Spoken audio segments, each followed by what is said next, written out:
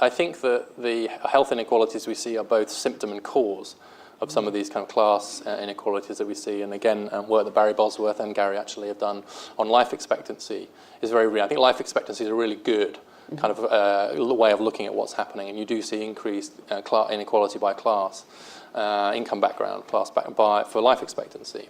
People living kind of much longer. That has huge implications, of course, for the progressivity of the social security system and all kinds of other things. It changes the equilibrium if that carries on. That's a good sort of symptom. But you also see that because health is a form of human capital, and I agree with Gary Becker about that,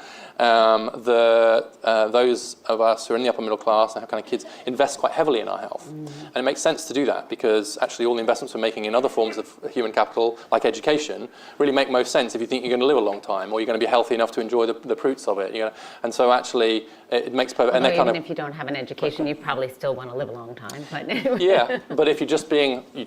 I didn't say utility maximizing before, but it is actually, you know, it is true that, you know, in terms of the return you're going to get on your investment in yourself, in terms of being healthier, then that's going to be higher for someone who's higher earning and who's living longer. Whereas if your earnings are much lower anyway, then actually, to this extent, the incentives around health are kind of lower. I do think it comes back to the risk point, and I said I'm not going to get into policy because the US is bonkers on healthcare policy, as is the UK, by the way, but from completely different ends of the spectrum. You know, God forbid you touch the National Health Service in the UK. It doesn't matter how right-wing you are. Thatcher couldn't touch it, basically. But here he's got the opposite problem.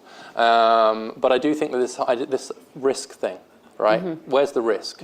How at risk am I of not having healthcare coverage? How at risk are my kids of not having healthcare coverage? And to the extent that the risk profile also follows class lines, I think that does have implications for health policy.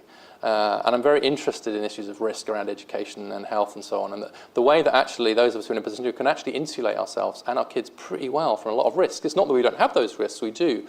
But boy, can we insure ourselves against them in one way or another. Whereas others are kind of genuinely afraid. And you now see worried about the risk of going to college. Right. People are really worried about health insurance. I think I used to believe you could tell everything about America from the movie Jerry Maguire.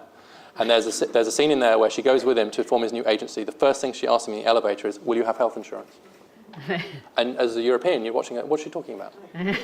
First question she asks him, will you have health insurance? But of course, if you're a worker in America, particularly in the middle, you're really worried about that. Yeah.